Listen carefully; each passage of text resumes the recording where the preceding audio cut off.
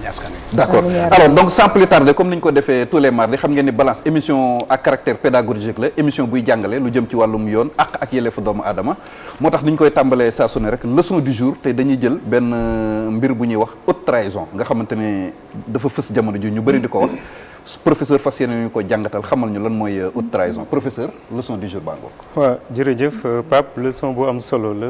te askan bi aussi war ko xam parce que yaakaar naa ne boobu léegi ñu ngi si lam-lamee donc lan mooy haute trahison ndax sunu charte réew sunu texte réew consacré nañ ko wala déet mais liñ si mën a jàngat d'abord maanaam définition bi ñu koy jox mën nañ wax ne haute trahison donc c'est un crime grave qui consiste en extrême déloyauté envers son pays mën na wax ne c'est un manquement à ses devoirs manifestement incompatibles avec l'exercice de son mandat si kaw loolu ñu gis ne haute trahison code pénal consacré wu ko code pénal Sénégal mais bu nu jàllee si sunu charte réew muy constitution bi nga xam ne mooy texte bi gën a kowe mën na wax ne consacré ko implicitement nan la ko consacré implicitement parce que boo xam ne nii ne ki nga xam ne nii mooy topp président de la République mooy député yi ñoom ñooy accusé ñoom suñu accusé haute cour de justice moom mooy jugé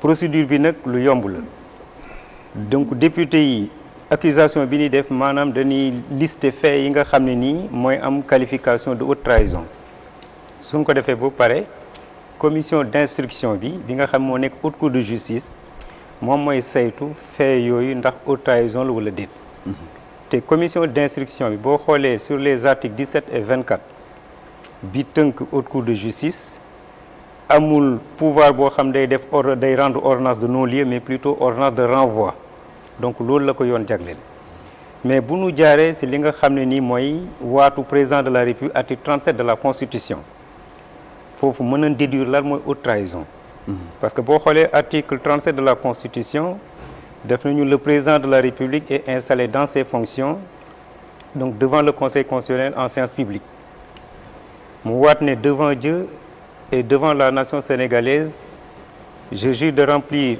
fidèlement la charte de président de la République d'observer comme de faire observer scrupuleusement les dispositions de la Constitution et les lois de consacrer toutes mes forces à défendre les institutions constitutionnelles l'intégrité du territoire et l'indépendance nationale de ne ménager aucun effort pour la réalisation de l'unité africaine maanaam lii la waat mais si kaw waat boobu su amee ay ñaawteef yoo xam ne def nañ ko mën nañu wax ne dafa trahir serment mën nañu wax ne si wolof haute trahison làqu yitte askan bi si wolof làqu yitte askan bi maanaam loolu la war ma boobu la xotti loolu la mooy haute trahison bi de ce fait que nag mu sànq li ma lay wax député yi nag bu ñu listé yan fait mooy haute trahison si kaw loolu nag commission d'instruction moom dana saytu ndax fait yi haute trahison loola déet su ko saytoo pare rek day rendre benn ordonnance de renvoi haute cour de justice wane nag du rendre mukk ordonnance de non-lieu kooku bokkul si ay compétence am sunu sukkandikoo si article 17 et 24 donc suivant de la haute cour de justice. ok kon le fait que code pénal définir ko wala prévoir ñu peine bi loolu du obstacle pour que ñu mën a toppee ancien président. mënut a doon obstacle parce que constitution déjà prévoir na ko d'une manière implicite. code pénal waxu ko explicitement mais suñu jaaree ci constitution bi nga xam ne moo tënk haute cour de justice moo tënk ñi nga xam ne nii ñoo mën a topp président de la république muy député yi mais également ñi nga xam ne ni ñoo commission d'instruction bi li ko yoon mën a may ba mu saisir haute cour de justice donc sànq jaar naa ci article 37 bi ne la serment bi waat bi ku ko waat ci sa kanamu boroom ak ci askan bi nga ne lépp loo xam ne nii tey donc war nga ko wàccoog askan bi di nga ko def su demee ba nga xam ne am na ay ñaawteef ay crime de sang ak yeneen mën nañ ko méngale li nga xam ne mooy haute trahison ci kaw loolu nag député yi nag suñu ñëwee ba def mise donc en accusation bi résolution de mise en accusation bi ñoom ñuy listé ay faits yoo xam ne ni lii lañ mën a jàpp ne war nañ ko mën a topp ki nga xam ne moo fi nekkoon comme président de la république. ok am na laaj bu am na laaj bu may kii ne ndaxte bëri na ay juristes yu ne la notion de haute trahison n'est pas expressément définie dans la constitution notamment en article ci article bi 101 ak dans le code pénal article 56 ndaxte nee nañ ci code pénal bi législateur mu ngi wax naan crime de trahison et d'espionnage te foofu définiruñu lan mooy ce qui relève de la haute trahison. Professeur Thiam Serigne Thiam Pape je ne sais pas si vous vous souvenez. oui invité nañ ko fi. mu ne haute trahison n'est pas moom définiruñ ko ci suñu législation sénégalaise et que il appartiendra aux juges de qualifier les faits qui relèvent de la haute trahison. Ça n'appartient pas aux députés de dire que ce sont ces faits qui relèvent loolu juriste bi le juge. moom mooy naan faits yi mun nañ ko qualifier de haute trahison. problème boobu noonu équivoque bi foofu lay paradoxe foofu lay problème foofu lay nekk. Moula Salif xam nga dama ne le code pénal n'a pas défini ce que c'est que la haute trahison on est clair. Mais je dis que implicitement quand on se réfère sur le serment du président de la République article 37 on peut faire une déduction de ce qui est une haute trahison beneen mbir bi députés yi ci boppam ñooy lister les faits qui sont susceptibles de retenir une qualification de haute trahison ñoom ñoo koy lister ne lii la ñuy toppee ki nga xam ne nii mooy président de la République. donc député yi dañuy lister rek. voilà dañuy lister maanaam fait yi nga xam ne ñoom jàpp na ne lii haute trahison la suñ ko defee ba pare commission d'instruction bi. mooy wax ndax lii donc voilà mooy relayer mais du requalifier. ah d'accord. La commission d'instruction ne requalifie pas les faits liñ ko jox topp ne ñoom jàpp na ne lii mooy haute trahison moom loolu lay contrôler.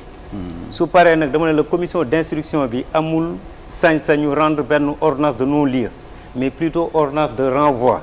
léegi nag bu ñu demee mais si les faits ne sont pas établis. parce que gis nañu fi la jurisprudence kii Idrissa Seck l'histoire des chantiers de Thiès. waaw mais jamono commission d'instruction dafa joxe woon non mais je dis haute trahison ça c'est une première au Sénégal. ah haute trahison. c'est une première au Sénégal ñu si topp un président de la République. Non trahison la haute trahison. c'est la première fois au Sénégal ñu bëgg si topp ki nga xam ne nii ancien chef d'État la. mais xam nga la koy toppee non-lieu mënut a nekk commission bi. non commission d'instruction mënu rendre ordonnance de non-lieu ordonnance de renvoi. non les articles 17 et 24. boo xam ne nii de la haute mais finalement kon magistrat amuñu benn pouvoir d'appréciation. man personnellement.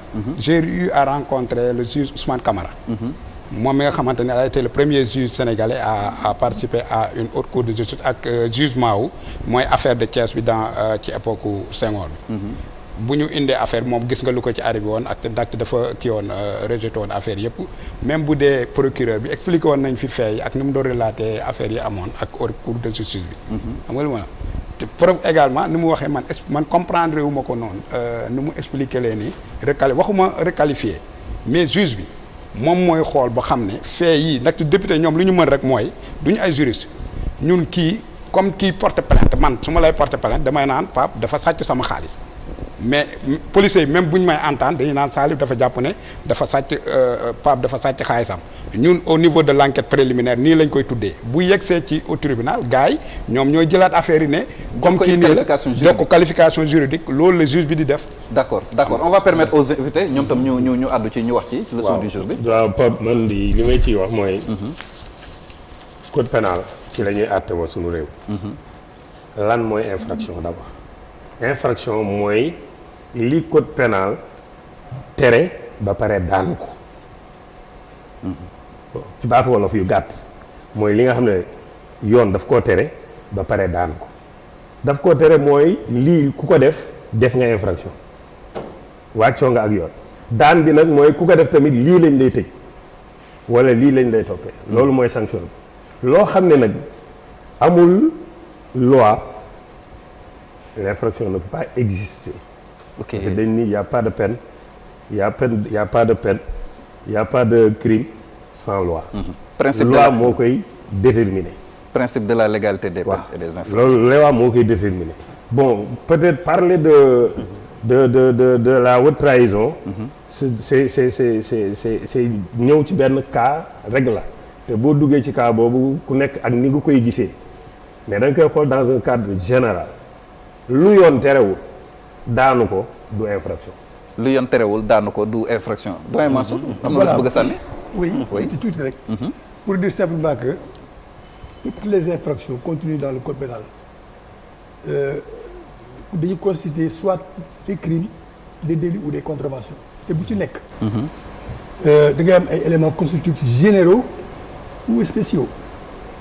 Par conséquent, l'infraction de haute trahison boobu ñuy wax parce que j'entends professeur dire que c'est la première fois qu'on agite cette infraction de haute trahison. Donc on parle de l'ancien président. Oui, Macky Sall. Et il a parlé de son serment. Et dans le contenu du serment qu'il a récité tout à l'heure, je ne trouve pas où fan la ñu mun a waxee ne mun nañ ko jàpp pour haute trahison. Parce que est-ce qu'il a trahi son serment? Il faut le préciser. Dans outre mesure, c'est des juges professionnels qui font ce travail-là. Ce n'est pas des députés. Ce n'est pas kon des yow da nga députés. bokk ak ñi jàpp ne Macky Sall kenn mënu ko topp fii Sénégal. Ah mais je ne peux pas le Pour dire. haute trahison bien sûr. Je peux dire hein, valablement que man ci sama jàngat gisaguma lu war a tax ci topp Macky Sall. Ok. Ici au Sénégal gisaguma ko.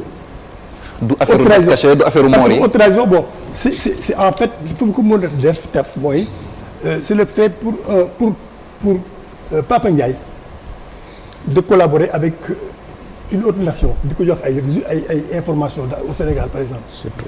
Ça c'est l'espionnage. D'accord. mais ok trahison mën na weesu dette cachée bu 7000 milliards maanaam dem leb ci ndoddu askan wi supposons de leb ci ndoddu askan wi ab alal joo xam ne da nga ne gafakaay askan wi moo tax nga leb ko alors que yëguñu tuñuñ C'est ça qu'on vous a dit. beneen bi mooy ci réew moo xam ne après dinañ ci ñëw. Oui. dañuy wax ci ay manifestations en tant te am na autorité bu fi nekkoon en tant que président de la République en tant que père de la nation ñu ne plus de 100 personnes faat nañu leen ci aw askan ay jeunes ñoo xam ne dañu génnoon ci ci lu leen constitution may muy droit absolu ñu génnoon di manifester ñu faat leen ñaar yii rek bu ñu ko toppee en matière de justice waruñoo mën a wax haute trahison. bal ma rek kii xam nga ñoom sànq dañu wax disposition code pénal bi. parce que Thioro da ko interpellé. waaw d'accord waaw dañu wax disposition code pénal. xam nga dañ ne pas d'infraction sans texte pas d'infraction au-delà donc des textes. ce qu'on appelle le principe de l'incrimination légale.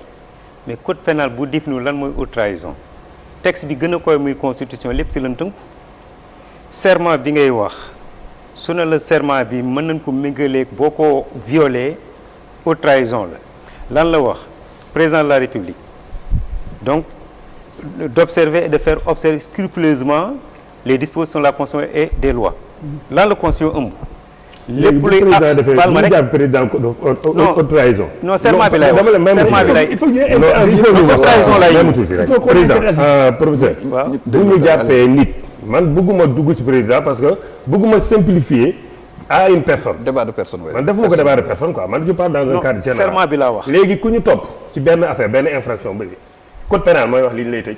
waaw mais may ma tuuti rek code pénal mooy wax mooy lay tëj. nee nga au-delà du code pénal il y a la constitution.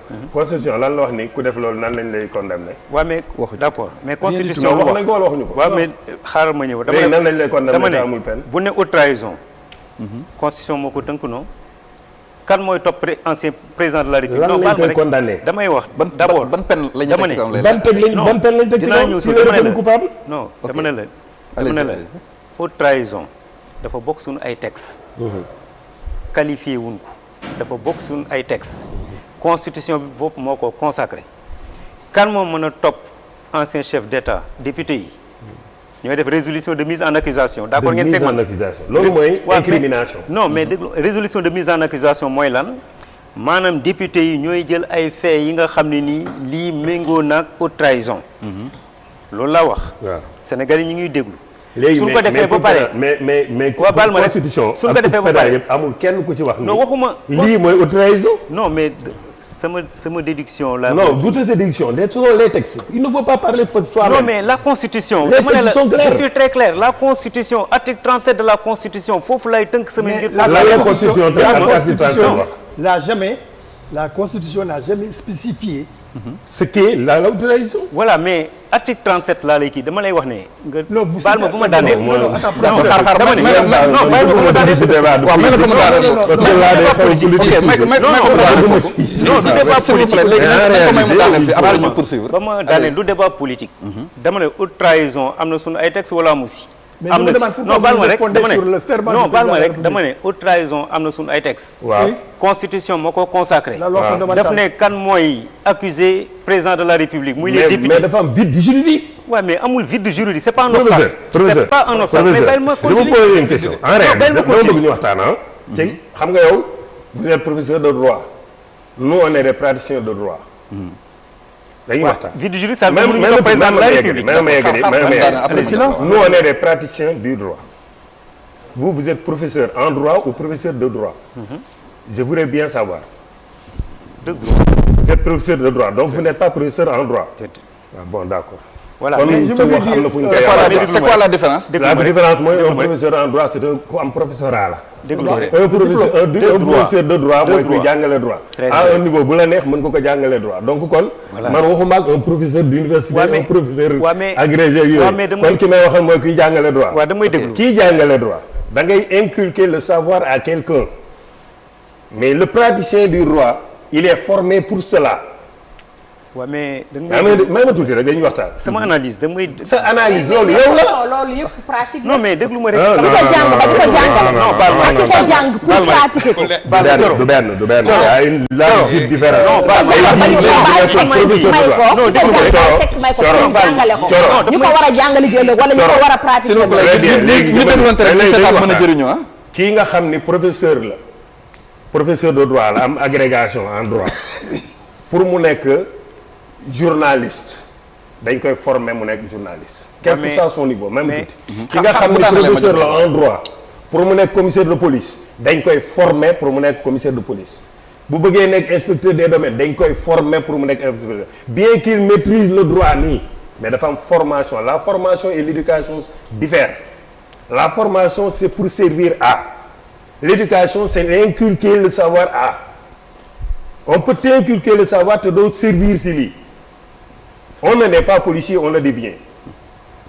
d'accord mais man mënuma foofu mënuma concevoir ñi nga xam ne tey jii dañu ne ay ñun ñoo xam ne na dañuy yëngu ci wàllum droit par exemple les policiers ak ñeneen ñu ne ñooñu kat dañu ko pratiquer dañ leen ko jàngal ngir ëllëg ki si biir ñu pratiquer ko alors que ki nga xam ne da koo jàng ba mu nekk xam-xam ci boppam ñu ne ko demal nga yebbi ko ci bopp nit ñaar ñooñu am na différence bi mu am mooy ki ko war a jàngale man ci moom laa gën a mën a amee lecture bi nga xam ne tey ji moom mooy li yoon wax parce que moom moo jàng li texte yi wax que ñi nga xam ne tey ji dañ ko jàngoon pour pratiquer léegi nag bu codifié la la vérité n'est pas dans les textes mais dans l'expérience. d'accord ñu permettre professeur allez. voilà da nga wax lu am solo.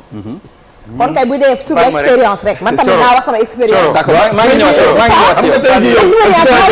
tontu woo leen ci expérience tontu woo leen ci en tant que citoyen ma gis li xew fii ma jàpp ne lii kat man haute trahison la ñu ne ma non en tant que di professeur di Pape Ndiaye di yow di kii du ñun ñooy définir loolu. déglu ma ne le droit sera dit par. moo tax ñu war a déglu professeur mu koy jàngale dañuy waxtaan nii rek ñu déglu professeur ñu may professeur mu en toute logique c'est pas que le code pénal n'a pas défini ce que c'est que la haute trahison que obstacle pour ñu poursuivre le président de la République askan moo ñuy déglu c'est pas un obstacle pour ñu poursuivre le président de la République je dis que haute trahison dafa bokk suñu ay textes constitution si boppam dafa ne mën nañ topp le président de la République pour haute trahison kan moo ko mën a accuser ma ne ce sont les députés ñooy voté benn résolution de mise en accusation ñoom ñooy xool fait yi nga xam ne nii jàpp na ni di haute trahison la si kaw loolu haute cour de justice moom mooy jugé te li mu koy jugé mooy haute trahison boobu léegi nag procédure c'est tellement simple député yi bu ñu xoolee fait yi xam ne lii lañ koy toppee mooy haute trahison ñoom loolu lañ jàpp ñu saisir commission d'instruction bi commission d'instruction du requalifier fait yi mais day contrôler fait yi nga xam ne nii moom la député yi jàpp ne lii mooy haute trahison su ko defee mu rendre benn ordonnance de renvoi sa cëppaandaw gi nag haute cour de justice moom mooy xool ndax lii député yi wax haute trahison la wala déet parce que listé wul ne lii crime la lii délit la loolu moo koy xool foofu laa waxee mais si vous dites non baal ma rek léegi nag ma daaneel ci serment bi parce que il faut ñu am ci benn lecture serment bi lan la wax koo xam dafa jël ay engagement respecter les institutions constitutionnelles les dispositions de la constitution et des lois mais constitution lan la ëmb lan la constitution ëmb garantir les libertés fondamentales entre autres li fi xewoon manifestation yi donc aussi donc et au vu du président de l'ex-président de la République ñaata doomu aadama si daanu loolu est-ce que trahiwul constitution bi trahiwul serment moo tax je dis que d'une manière implicite il y a haute trahison donc rien que l'article 37 de la constitution. D'accord. Man je suis praticien du droit je suis théoricien du droit j'ai formé donc des officiers de police intendance jàngale naa fa gis nga droit bi man dama koy dund dama koy théoriser di ko dund lii ma la wax code pénal bu ko prévoirul constitution da ko prévoir te député yi ñooy wax ne lii mooy fait yi mooy haute trahison. Et sur la base de ça nag li si des nag c'est la haute cour de justice qui apprécie. D'accord. Mais on ne peut pas dire que le président là ne pas être possible. ñu ngi lay nuyu Pape mu permettre ma introduire waaw ma ñëw juste rek li nga wax ni mooy procédure d'incrimination loolu kenn du la ko weddi. C'est une procédure d'incrimination. waaw maintenant la différence est li code pénal li procédure pénale am comme da nga xam ne day wax procédure pénale code de procédure pénale wax code pénal le code de procédure pénale mooy wax fan la ñuy jaar ba àtte nit ki. les règles de procédure le code pénal mooy wax lan la ñuy àttee nit ki. loolu laa ni vide juridique dafa am. am na d'accord naa si code pénal comme d'accord naa parce que à l'entame de mes propos non Pape à l'entame de mes propos dama ne la haute trahison n'a pas été définie par le code pénal mais d'une manière implicite par la constitution. D'accord c'est bon Pape Sané ñu ngi lay nuyu mais def sa mes devoirs. waaw mais delloo tey jox naa la ñaari. delloo naa la mais devoir et mes respect tamit. Pape amaat mbégte teew fi maa ngi jégalu nag ci tardé bi yaay coro.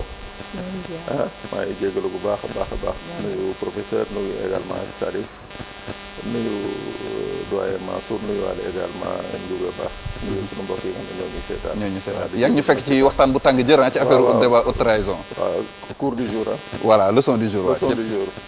mais d'accord c'est comme ça. voilà.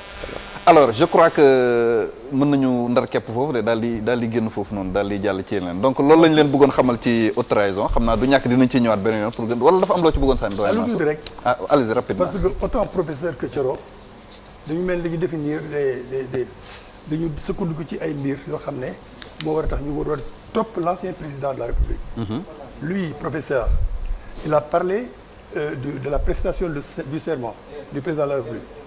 mu sukkandiku ci prestation de serment bi pour wax ne ci biir prestation bi serment bi am na loo xam bu ko ci respecté war nañu ko mën a topp pour haute trahison. Il n'a pas parlé de crime de sang ni rien c'est Thioro qui a parlé de crime. léegi bu ñu sukkandikoo ci exemple Thioro bi parce que boo xoolee ce qui s'est passé au Tchad bi ñuy jugé Hissène Habré. ci moor yi fa amoon pourtant moom il était président de la République du moo doon wàcc sur le terrain di exécuter peut-être ay ndigal doon joxe wala leneen ak leneen. est-ce que bu ñu defee comparaison boobu également est-ce que kon président de la République mënuñu évoquer sa responsabilité dans les faits incriminés. Non, je ne parle pas de responsabilité pour le moment. ok je parlerai plutôt est-ce que moom li mu wax c'est avéré que moom. Le président de la République est responsable de toutes ces choses-là. Est-ce que ces choses ces atrocités qui ont été commises est-ce que ci moom ci ay instruction la kan moo ko commettre parce que loolu dafa laaj enquête. enquête moo koy mais bu laajee enquête aussi ñu ne ay crimes dafay am de 2021 à 2024 xanaa 5 ans yooyu noonu au moins moom le président de la République am na benn temps bu muy taper sur la table. ok. d'accord Pape Sané un mot sur la haute trahison balaa ñuy génn ci rubrique bi ñu faat ay doomu aadama dette cachée bi FMI ñëw ne lii voilà vous parlez de dette cachée loolu yëpp non attends vous parlez Thioro dette cachée non moi je ne parlerai pas infraction politique dama koy cof rek boo ci wax moom foog nga glisser sur le terrain politique mais loolooy tax nag ñu wax ci crime contre l'humanité écoutez loolooy tax ñu wax trahison li ëpp ci temps bi moom affaire mort yi la ñu far seen waxtaane comme ñu ngi ci ñëw ce que je veux dire oui en définitive que ici tous nous sommes tous des citoyens sénégalais. Nous sommes libres et égaux devant la loi. Moi comme Diaga nous étions des membres des forces de défense et de sécurité. Actuellement nous sommes à la retraite. Oui. Nous sommes des électrons libres. Nous sommes citoyens. am nañu suñu wax am nañu suñu pierre bu ñu war a teg sur ci l'affaire de la politique c'est quoi? C'est participer à la construction de la cité. waruñu le policier en activité sax war na ko après façon un gars boo xam ne dafa retraité comme man. ok n'est-ce pas je veux dire simplement que cette dette cachée bi muy wax ni bi muy brandir bi muy agité ça c'est autre chose mënul aboutir fenn ci haute trahison. mënu ci aboutir. je ne crois pas parce que. d'accord il faut qu'on puisse donner à l'individu qui est visé ses chances de se défendre aussi. bu leen défendre ay position. C'est-à-dire lui. les droits de la défense sont sacrés d'accord Pape un mot sur la haute trahison balaa ñuy. waaw mais c'est constitutionnellement reconnu et puis jàpp naa ni que day baax trop si sunuy réew yi souvent ñi nga xam ne ñoo ñuy jiite ñu xam nañ que souvent ils ne sont pas au-dessus de la loi c'est très bon moo tax d'accord nag professeur il faut que ñu xool nu ñuy outiller encadrer cette disposition de la loi ba nga xam ne daañu def un contenu ci biir mais bu weesoo loolu yaa ngi joxe kaawu Tchad mais moi je peux donner le cas un peu plus proche de chez nous mooy kaawu l'ancien président Yaya Jammeh mooy kaawu l'ancien président en Mauritanie Aziz te boo xoolee constitution yi similairement on a le même type de constitution haute trahison ce n'est pas tellement défini dans leur constitution dañ naan rek voilà le président peut être jugé pour haute trahison léegi nag haute trahison bi je crois que nag c'est dans le cadre de la mise en accusation la ñuy xam exactement lan nañ koy reprocher waaw parce que problème bi mooy problème bi ñaar la mooy d'abord il y a la mise en accusation et il y a les faits maintenant si mise en accusation bi dañuy xool ndax ñoom liñ koy toppee dëgg mun na am une base légale waaw wala déet mais xam naa ni daal ci benn mbir sans pour autant jox ci mooy que on le dit chez nous mooy que le président de la République est le chef suprême des armées. Quand on dit chef suprême des armées, il préside le Conseil national de la défense, il préside le Conseil national de sécurité. Donc am na foofu ci bërëb yooyu am na fa ay ordres yi nga xam ne dañ ko fa joxe te buñ ko fay joxe moom dana ko joxe wala dana avaliser ordre yooyu. Donc je crois que bu ñu basé woo ci loolu mun nañu ne implicitement am na une responsabilité implicitement. léegi nag fii Thioro waxee man foofu laay waxee mooy entre 2021 ak 2024